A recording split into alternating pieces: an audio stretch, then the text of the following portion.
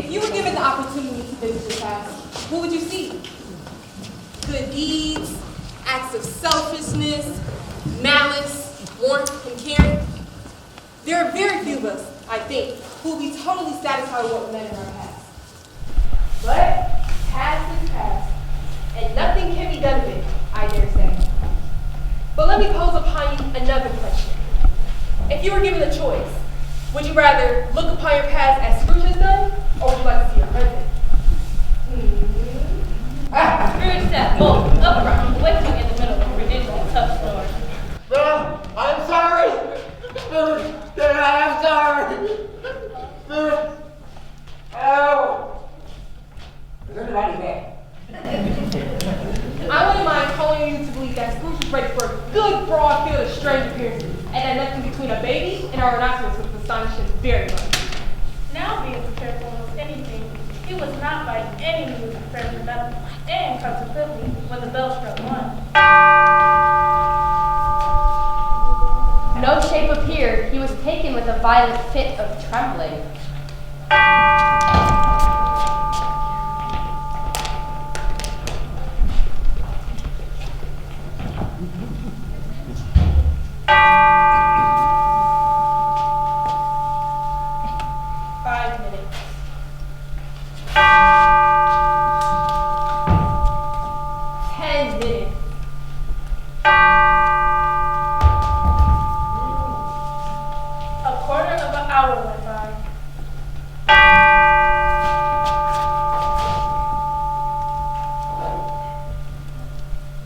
Yet nothing came.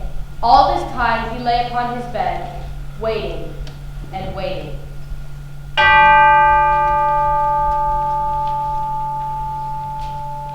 He began to think the entire thing must have been a dream.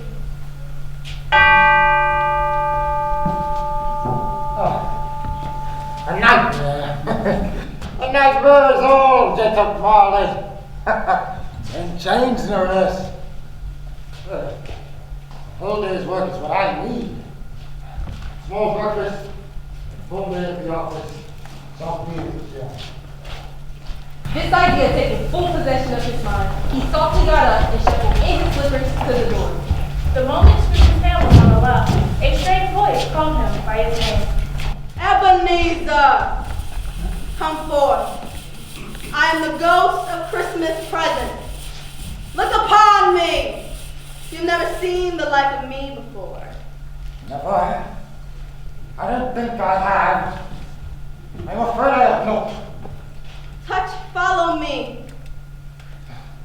Sure. I went forth last night on compulsion, and I learned a lesson, which is working now. If you don't want to teach me, let me profit by it. Touch my robe. Scrooge did as he was told and held it fast. Presently, they stood in city streets on Christmas morning. The window fronts were black enough. The windows blacker. The sky was gloomy, and the shorter streets were choked up with a dingy mist. The good spirit led him straight to Scrooge's clerk, and on the threshold of the door, the spirit smiled and stopped to bless the dwelling of Bob Cratchit with a sprinkling of his torch. Think of that! Bob had but 15 bob a week himself. He pocketed on Saturdays, but 15 copies of his Christian name. And yet, the ghost of Christmas present blessed his four-room house. Then rose up Mrs. Cratchit, Cratchit's wife, dressed out poorly in a twice-turned gown, which were brave and ribbon, that were cheap, but made a goodly show for 6 pence. Master Peter Cratchit plunged the fork into the saucepan of potatoes and blew the fire underneath until the slow potatoes bubbling up knocked loudly at the saucepan lid to be let out and peeled. Wherever is your precious father, and your brother Tiny Tim, and Martha wasn't as late as last Christmas Day by half an hour. Here's Martha, Mother. Here's Martha. Hurrah! There's such a goose, Martha. Why, bless your heart alive, my dear, how late you are. We had a deal of work to finish up last night that has to clear it away this morning, Mother. But never mind, so long as you are come. Sit ye down before the fire and have a warm Lord bless you. No, that's Father coming. Hi, Martha. Hi.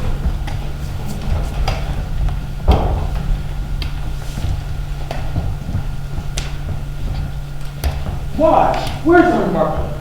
Not coming. Not coming upon Christmas Day. Here's Martha, Father. Martha, my dear, you silly girl. And here's my youngest brother, Tim. How are we today, Tim? It's tiny as yesterday. But I have a surprise for you, Martha. A surprise, Tilly. What can it be? You'll have to wait until supper time. That's right, Tim. You make them wait for their surprises. Martha, take the little one to the back and get him cleaned up for supper. Belinda, be your turn. And how did Tiny Tim pay the tax? As good as gold and better. Somehow he could stop. Sitting by himself so much, she started to think the strangest thing she ever heard. He told me coming home that he hoped the people of the church saw him because he was a cripple. And I thought it'd be pleasant to remember upon Christmas Day who made lame beggars walk and blind men see. What a brave son you have there, Bob Cratchit. Brave, strong, and hardy. Merry Christmas, Mother. All right, you scoundrels, where's that goose? Master Peter went to fetch the goose, with which he soon returned in high procession. Mrs. Cratchit made the gravy hissing hot. Master Peter mashed the potatoes with incredible vigor and sweetened up the applesauce. Bob was hiding to the side for everyone, not forgetting themselves.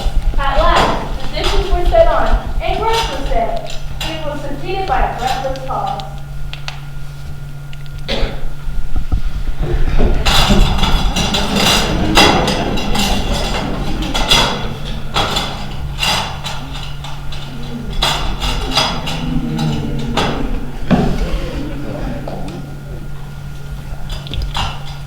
Hurrah!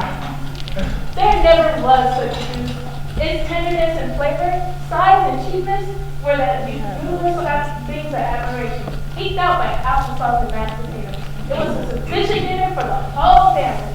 But now, the plates being changed by Miss Martha, Mrs. Cratchit left the room alone to take the pudding up and bring it in. Oh, a wonderful pudding.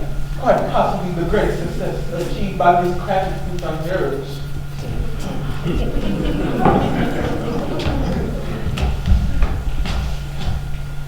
Hey, that's quite a small pudding to share amongst them, don't you think? Everybody had something to say about it. No one said or thought it was at all a small pudding for such a large family. Any Cratchit would have blushed to hint at such a thing. At last, the dinner was done, the cloth cleared, the hearth swept, and the fire made up. Then, all the Cratchit family gathered round the hearth. Bob served hot cider out with beaming looks, while the chestnuts on the fire sputtered and crackled noisily.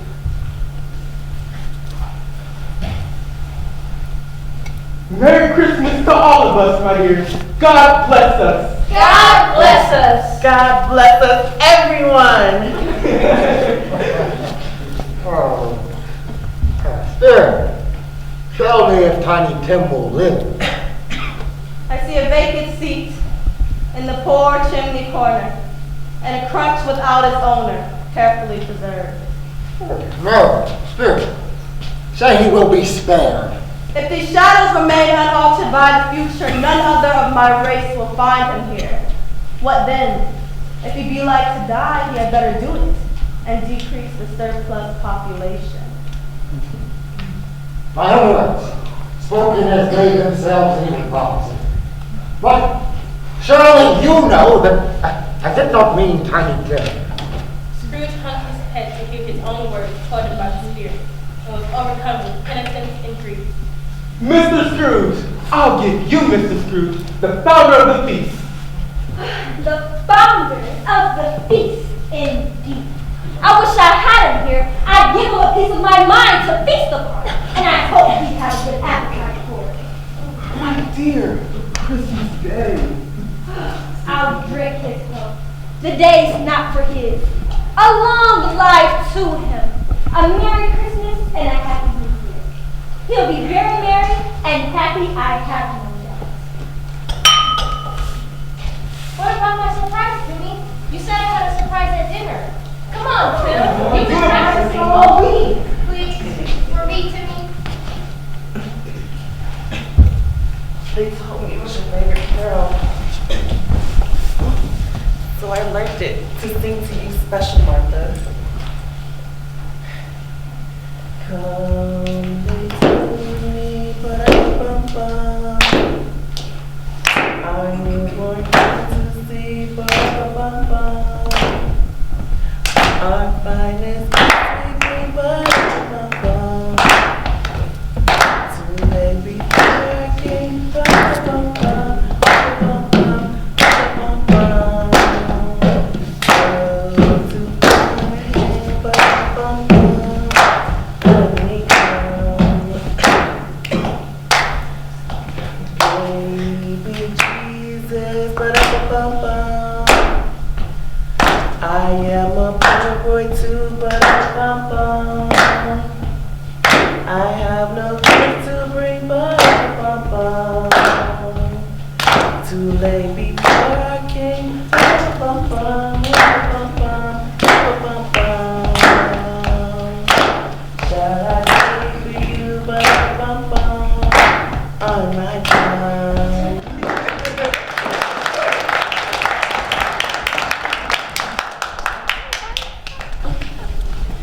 Oh, sure. He had so much more than this when I was a boy. Yet, it seems we have so much less. They're not a handsome family. They're not well dressed. Their shoes are far from being waterproof. Their clothes may seem shabby, but they are grateful, happy, pleased with one another, and contented with the times. And when they faded and looked happier yet in the bright sprinkling of the Spirit's torch at party, Scrooge had his eye upon them, and especially on Tiny Tim, until the last. I didn't mean you, Tiny Tim. You'll grow strong and proud. Learning spirit. It is not for me to say or see. By this time it was getting dark and snowing pretty heavily, and as Scrooge and the Spirit went along the streets, the brightness of the roaring fires in kitchens, parlors, and all sorts of rooms was wonderful. Do you remember your nephew Fred? Yes. He stopped by earlier. Something about a dinner party. Maybe we should stop by and partake of the evening festivities. We were invited, I do believe.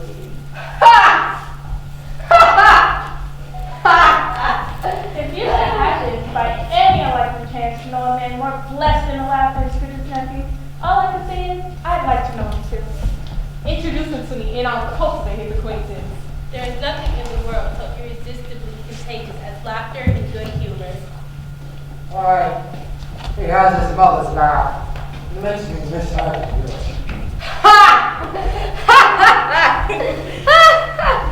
He said that Christmas was a humbug, as I live. More shame for him, Fred. He's a comical old fellow, that's the truth, and not so pleasant as he might be. However, his offenses carry their own punishment, and I have nothing to say against him. I'm sure he is very good, Fred. At least, you always seem to tell me so. What of that, my dear? His wealth is of no use to him. He doesn't do any good with it. He doesn't make himself comfortable with it. He hasn't the satisfaction of thinking that he's ever going to benefit us with it. I have no patience with him. Oh, I have. I feel sorry for him. I couldn't be angry with him if I tried.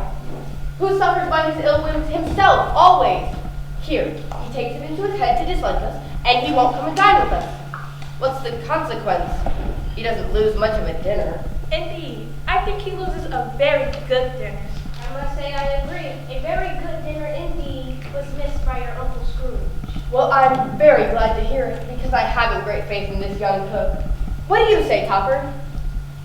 Well, being a bachelor-in-law, I do believe I actually have no right or holding opinion on that subject. Do go on, Fred. He never finishes what he begins to say. He is such a ridiculous fellow. I was only going to say that I mean to give him the same chance every year, whether he likes it or not, for I pity him. He may rail at Christmas till he dies, but he can't help thinking better of it if he finds me going there year after year and saying, Uncle Scrooge, Merry Christmas! In honor, then, of the wonderful repast we have all enjoyed, hail to the chef.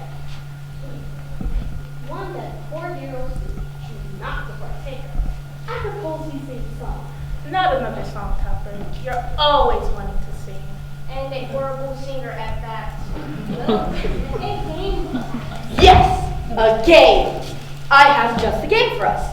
It is a game called Yes and No. I will think of something, and you all must find out what it is I'm thinking about. But I can only answer yes or no to your questions, hence the title of that game. Have we begun? Yes. Are you thinking of an animal? Yes. Is it an animal? Yes, rather a disagreeable animal, a savage animal. I thought you were only going to answer yes or no. Yes. Is it an animal that growls and grunts sometimes? Yes. Does he talk? Yes. Does he live in London? Yes. Does he walk about the street? Yes. Is he live in London? No. A horse? No. Does he live in a menagerie? No. Is he butchered and eaten? No. Is he a part of a show? No. An ass?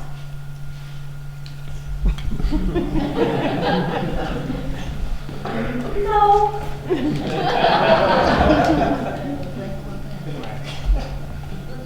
A dog? A tiger? No. A bull. No. A cow? No. A cat? No, no, no, no. A pig. I know what it is, Frank. I figured out. I know what it is.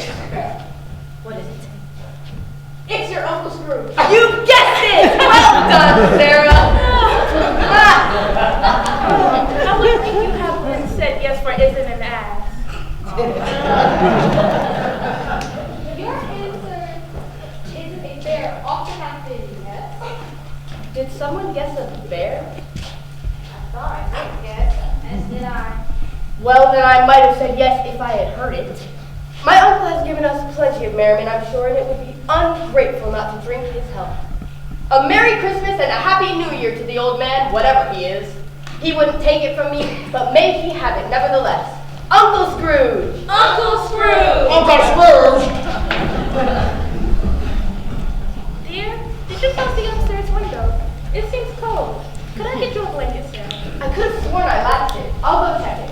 The whole scene passed on to the breath of the words last spoken by his nephew. Scrooge and the spirit were again upon their travels. Much they saw, and far they went, and many homes they visited, but always with a blessing from the Spirit, and always with a happy ending. Spirit, we have seen many happy people tonight. Many merry celebrations. For my part, it has lightened my heart and made me glad. But it seems to have made you weary in my appearance to have grown older. Our spirits lie so short. My life upon this globe is very brief.